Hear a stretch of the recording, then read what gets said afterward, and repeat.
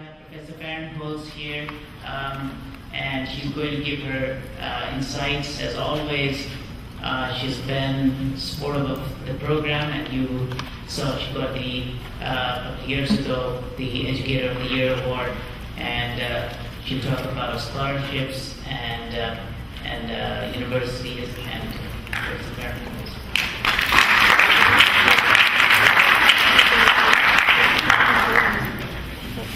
First, I want to say I was terrifically impressed by all the talks.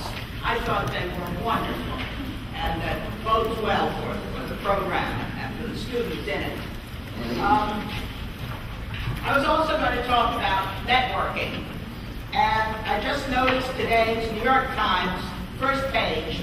It says, to get an internship, it's not always what you know.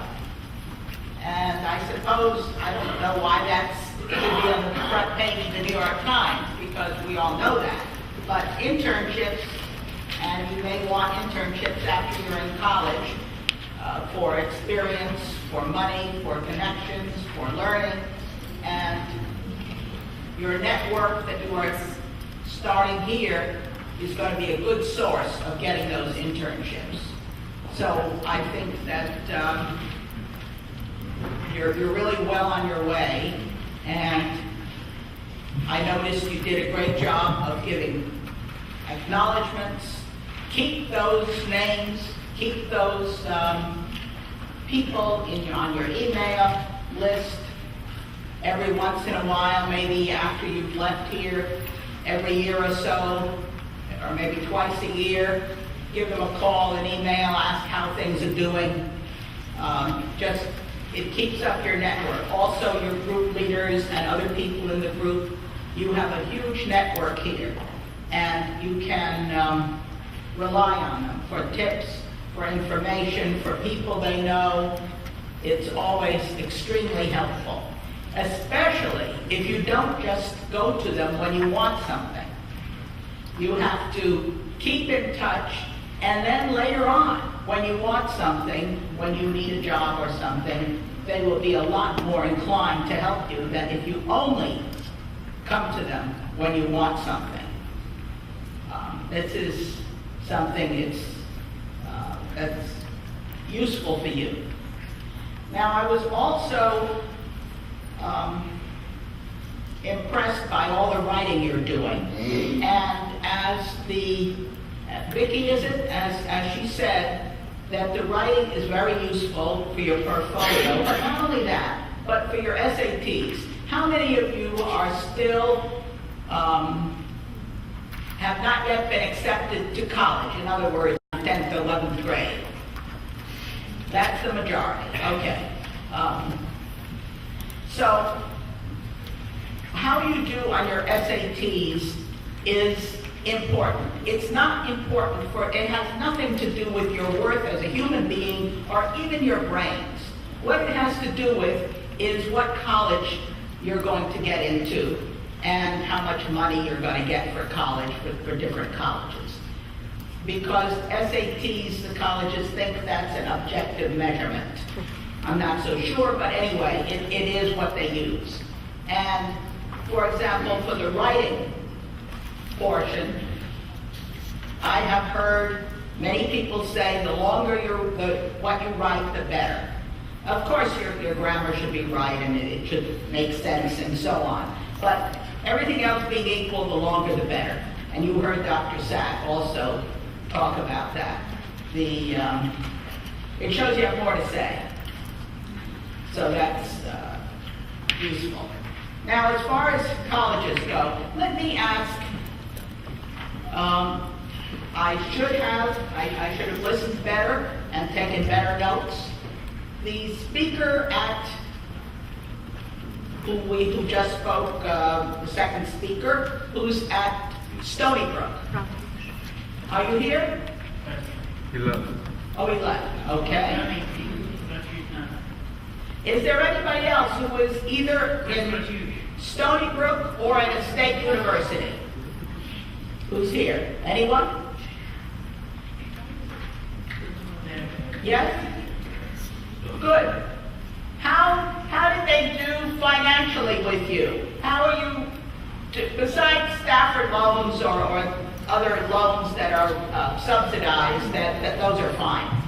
How much else are you going to have to pay or borrow? Not much?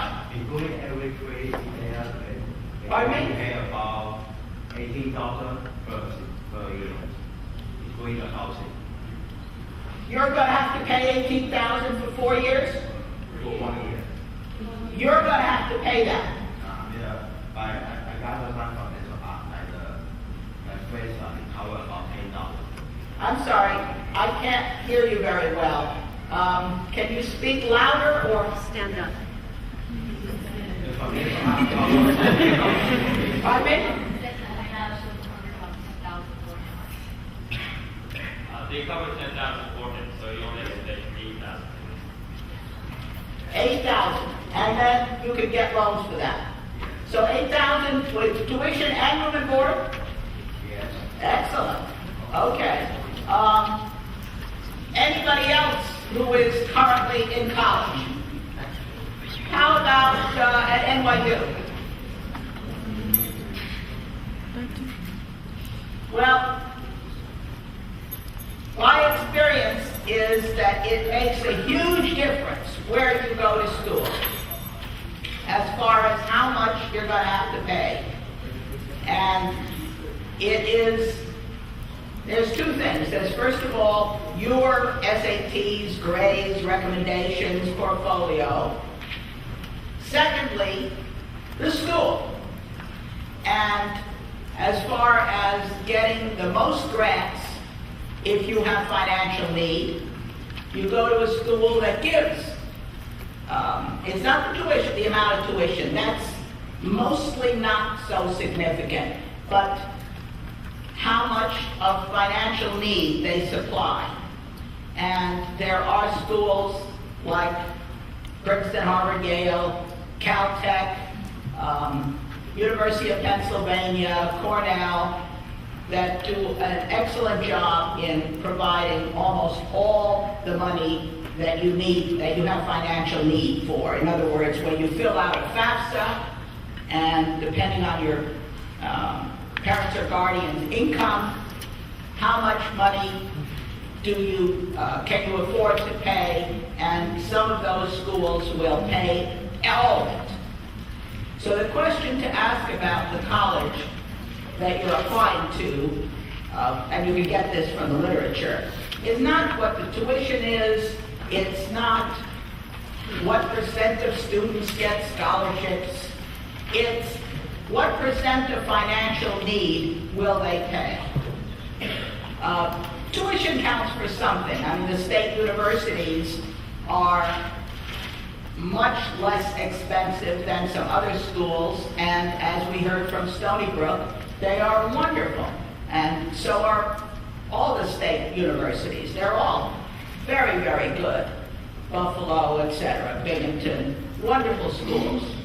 And you will probably not be saddled with so much debt. $8,000 a year times 4, 48. You know, it's something. But I know students who really low income, and they go to a school where they have $20,000 in loans. $20,000. It's going to be $80,000 before they get out. And that's before medical school, law school, MBA. Graduate school in science, fortunately, is free. Not only free, but they pay. But the others, you'll have to go into further in debt.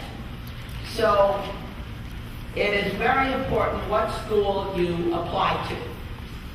Apply to the schools that pay all your need, and if you can get into them, wonderful. Secondly, apply to the wonderful state schools, city schools that will give you a special deal.